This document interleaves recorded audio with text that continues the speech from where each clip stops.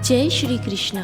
श्रीमद् भागवत गीता अध्याय 4। श्रीमद् भागवत गीता अध्याय 4 में आप सभी का स्वागत है। इस अध्याय में ज्ञान कर्म संन्यास योग का वर्णन है। अपने द्वारा दिए जा रहे ज्ञान में अर्जुन के विश्वास को मजबूत करने के लिए श्री कृष्ण इस अध्याय में इसके आदि मूल का खुलासा करते हैं। वे कहते हैं, अर्जुन, चूंकि तुम मेरे भक्त और प्रिय मित्र हो, इसलिए मैं तुम्हें योग का यह सर्वोच्च विज्ञान बता रहा हूँ। यह वही शाश्वत विज्ञान है जो मैंने समय के आरंभ में सूर्य देव को सिखाया था और एक सतत परंपरा में वही ज्ञान ऋषि राजाओं को दिया गया। अर्जुन को आश्चर्य है कि इतने युगों पहले लगभग उसकी उम्र का कोई व्यक्ति कैसे अस्तित्व में आ सकता है। वह श्री कृष्ण से पूछता है कि यह कैसे संभव है कि आपने इतने वर्ष पहले सूर्य देव और अन्य लोगों को यह ज्ञान दिया।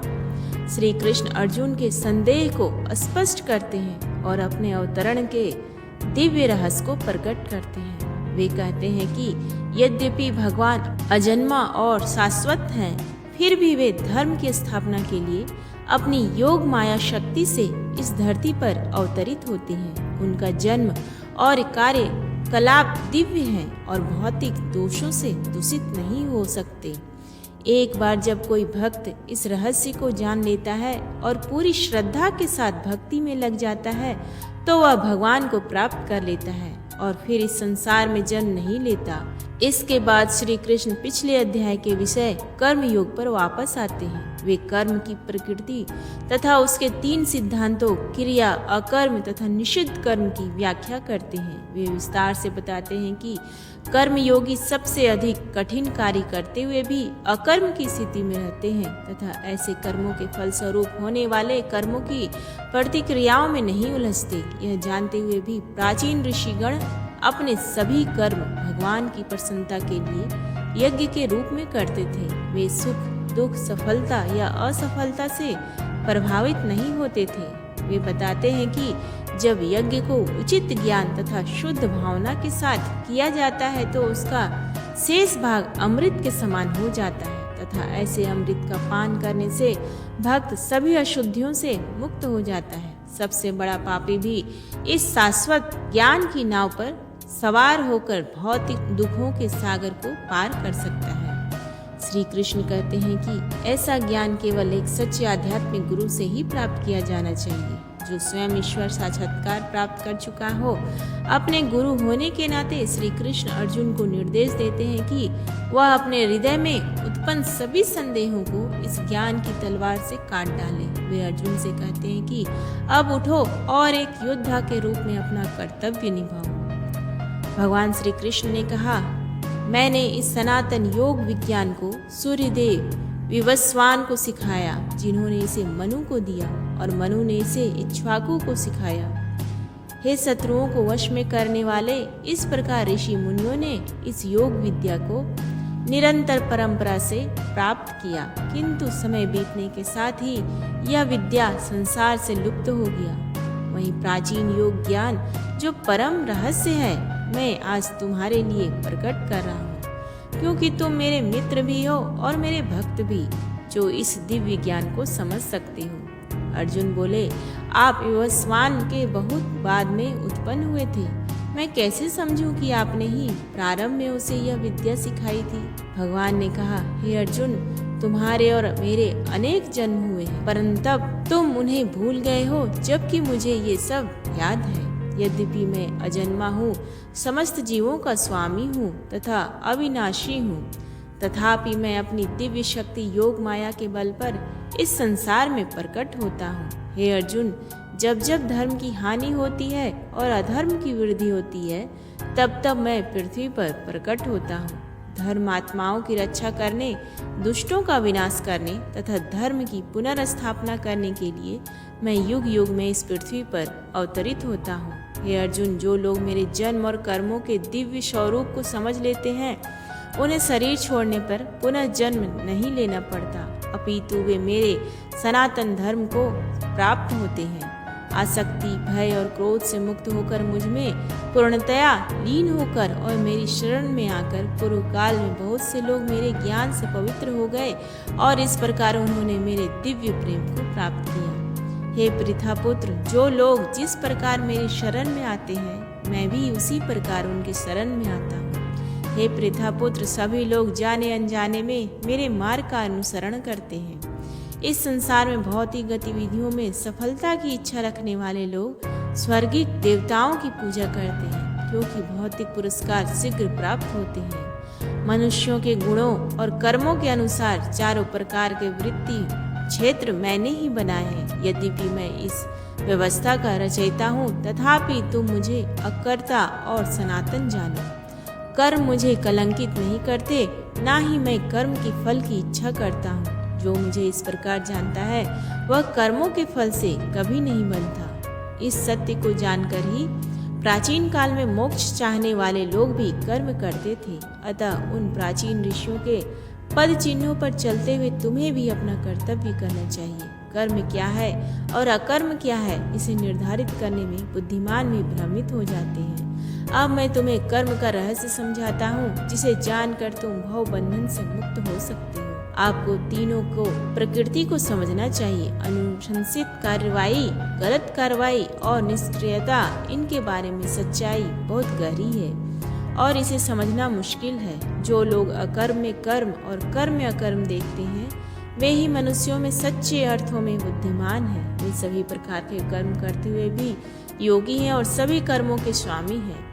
प्रबुद्ध ऋषिगण उन व्यक्तियों को बुद्धिमान कहते हैं जिनका प्रत्येक कार्य भौतिक सुखों की इच्छा से मुक्त है तथा जिन्होंने दिव्य ज्ञान की अग्नि में कर्मों की प्रतिक्रियाओं को जला दिया है। ऐसे लोग अपने कर्मों के फल की आसक्ति त्याग कर सदैव संतुष्ट रहते हैं तथा बाह्य वस्तुओं पर निर्भर नहीं रहते। वे कर्म करते हुए भी कुछ नहीं करते। अपेक्षाओं और स्वामित्व की भावना से मुक्त मन और बुद्धि को पूर्णता नियंत्रित करके वे अपने शरीर से कार्य करते हुए भी पाप नहीं करते। जो भी लाभ अपने आप प्राप्त हो उससे संतुष्ट और श्रेय से मुक्त होकर वे जीवन के द्वंद्वों से परे होते हैं। सफलता और असफलता से समभाव रखने के कारण वे सभी प्रकार के कार्य करते हुए भी अपने कर्मों से बंधे नहीं होते।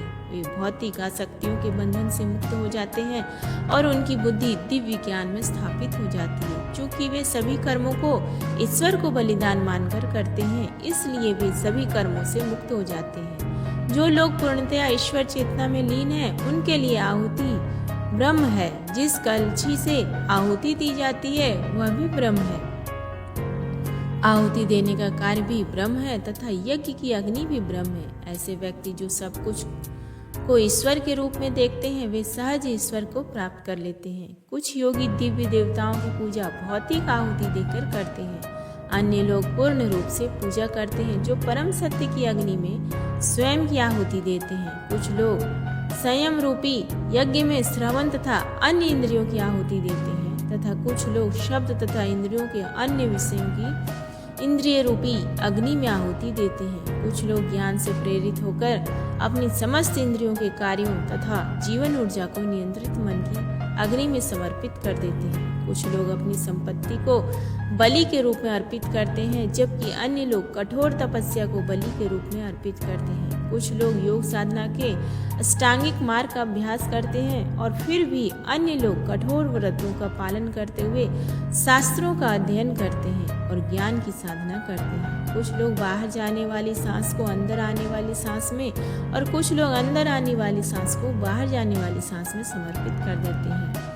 कुछ लोग प्राणायाम का कठोर अभ्यास करते हैं और अंदर आने वाली और बाहर जाने वाली सांसों को रोकते हैं और पूरी तरह से प्राण ऊर्जा के नियमन में लीन हो जाते हैं। कुछ लोग अपने भोजन का सेवन कम कर देते हैं और प्राण ऊर्जा में सांस को समर्पित कर देते हैं। ये सभी यज्ञ के ज्ञाता ऐसे अनुष्ठानों के परिणाम स्वरूप अपनी अशुद्धियों से शुद्ध हो जाते हैं। जो लोग यज्ञ के रहस्य को जानते हैं तथा उसमें संलग्न होकर उसके अमृत के समान शेष भाग का सेवन करते हैं, वे परम सत्य की ओर अग्रसर होते हैं। हे कुरुश्रेष्ठ, जो लोग यज्ञ नहीं करते उन्हें इस लोक में या परलोक में कोई सुख नहीं मिलता। वेदों में इन सभी प्रकार के यज्ञों का वर्णन किया गया है। इन्हें विभिन्न प्रकार के कर्मों से उत्पन्न जान यह ज्ञान भव बंधन की गांठों को काट देता है। ये शत्रुओं को दबाने वाले ज्ञान पूर्वक किया गया किसी भी यांत्रिक भौतिक यज्ञ से श्रेष्ठ है। आखिरकार हे पार्थ, सभी कर्म यज्ञ ज्ञान में परिणत होते हैं। किसी आध्यात्मिक गुरु के पास जाकर सत्य को जाने, उनसे श्रद्धा पूर्वक पूछताछ करें और उनकी सेवा करें। ऐसे ज्ञानी संत आपको ज्ञान दे सकता है क्योंकि उसने सत्य का देखा है। हे अर्जुन, इस मार्ग पर चलकर तथा गुरु से ज्ञान प्राप्त करके तुम फिर कभी मोह में नहीं पड़ोगे। उस ज्ञान के प्रकाश में तुम देखोगे कि सभी जीव परमात्मा के अंश मात्र हैं तथा मेरे ही भीतर है। यहाँ तक कि वे लोग भी जिन्हें सबसे अधिक अनैतिक पापी माना जाता है, दिव्य ज्ञान की नाव में बैठकर इस भवसागर को पार कर सकते हैं। हे अर्जुन, जिस प्रकार प्रज्वलित अग्नि लकड़ी को भस्म कर देती है, उसी प्रकार ज्ञान की अग्नि भौतिक कार्यों से उत्पन्न सभी प्रतिक्रियाओं को भस्म कर देती है। इस संसार में ईश्वरीय ज्ञान के समान पवित्र करने वाला कुछ नहीं है। जिसने योग के दीर्घकालीन अभ्यास से मन की पवित्रता प्राप्त कर ली है, उसे समय आने पर हृदय में ऐसा ज्ञान प्राप्त हो जाता है। जिनकी आस्था गहरी है और जिन्होंने अपने मन और इंद्रियों को नियंत्रित करने का अभ्यास किया है, वे दिव्य ज्ञान प्राप्त करते हैं। ऐसे दिव्य ज्ञान के माध्यम से वे शीघ्र ही शाश्वत परम शांति प्राप्त करते हैं। परंतु जो मनुष्य न तो श्रद्धा रखते हैं न ज्ञान रखते हैं तथा जो संशयी स्वभाव के होते हुए पतन को प्राप्त होता है, संशयी आत्माओं के लिए ना तो इस लोक में और ना ही परलोक में कोई सुख है। हे अर्जुन, जिन्होंने योगाग्नि में तप कर कर्मों का त्याग कर दिया है, जिनके संशय ज्ञान द्वारा नष्ट हो गए हैं तथा जो आत्मज्ञान में स्थित हैं, उनको कर्म नहीं मानते। इसलिए ज्ञान की तलवार से अपने हृदय में उठे हुए संशय को काट डालो। हे भारतवंशी, कर्म योग में स्थित हो जाओ, उठो, खड़े हो जाओ और कार्य करो। उम्मीद है आपको आज का ये वीडियो पसंद आए। प्लीज़ वीडियो को लाइक करें, शेयर करें, कमेंट बॉक्स में जय श्री कृष्णा लिखना ना भूलें।